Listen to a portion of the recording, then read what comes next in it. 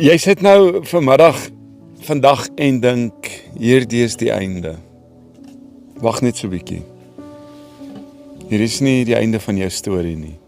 Ek wil hê jy moet vandag bietjie stil word vir 'n oomblik en ek wil jou herinner dat geslagte voor ons was daar generasies wat ook deur storms gegaan het. Selfs Gods manne was getoets gewees. Selfs Gods manne het slegte goed met gebeur.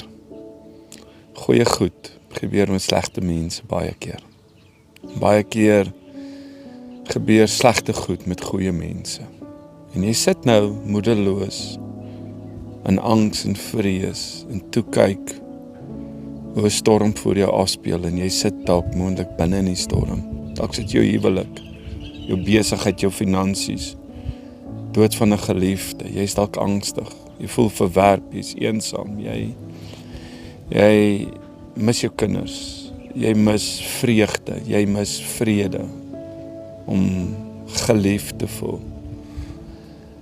En dinge het net nie uitgewerk soos jy gedink en gevoel het en gehoop het, moes uitdraai, tans waar jy is nie. Ek wil vir jou sê, Josef sit in 'n put en God het vir hom die mooiste beloftes gegee. En hy het sy broers omverkoop. En hulle gaan vertel 'n storie vir sy pa. Hy word weggevoer na 'n vreemde land toe. Hy behou sy integriteit, sy geloof in God, ten spyte van die aanslag, ten spyte van die eensaamheid. En ek dink vanmiddag aan wat hy moes deurgegaan het, vreemde mense, vreemde kultuur, ander tale, omgewing wat aan hom onbekend is, en hy het net beloftes om aan vas te hou, want dit wat van bekend is weg. En dit wat jy aan vasgehou het, is net nie meer daar. Ek voel of die mat onder jy uitgepluk is. Josef moes ook so gevoel het, moes ook soms gesit het en dalk gemurmureer het, maar ek sien die uiteinde van Josef as 'n man wat sy stabiliteit behou het in sy geloof in God, te midde van valse aantuigings. Selfs om in 'n tronksel te gesit het vir baie jare, vir iets wat hy nie eens gedoen het nie, afguns en jaloesie. Ek sien vir Daniel in 'n leeukuil, in 'n vuuroond. Ek sien Abraham wat die beloftes van God ontvang het, en nou moet hy sy seun offer. Hoe is dit?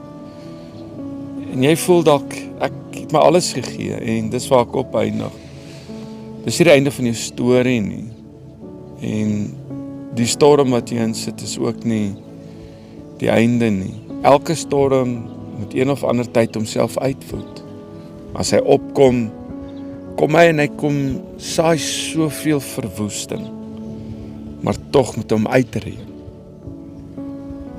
En daarna is daar daai stilte en dan is daar 'n herstel. En ek glo juis vanmiddag om vir jou te sê dat God het jou nie verlaat nie. Jou storie is ook nie klaar nie. Dis nie val nie, so die opstaan wat die verskil maak. Ek is nog nie waar ek wil wees nie, maar daarom nie meer waar ek was nie. En ek moes leer in my lewe dat storms en omstandighede definieer nie wie ek is nie. Ek is meer as die storm. Ek is meer as die woorde van mense wat my wou breek. Ek is meer as omstandighede. En Vader, hier's 'n Boetan en Sissa wat nou luister, wat dalk voel is die einde. Dankie dat ek vir hom kan bid en vir haar kan bid, vir krag en sterkte, vir deurbraak en vrymoedigheid om op te staan en uit die stukke uit, nie meer terug te stap, terug te kyk nie, maar aan U vas te hou. Dankie Here vir krag en leiding, in Jesus se naam. Hou goeie moed. En baie keer probeer ons die goed doen. Ek het geleer om dit oor te gee aan God. Ek stap in oorwinning, goedheid en guns. God bless.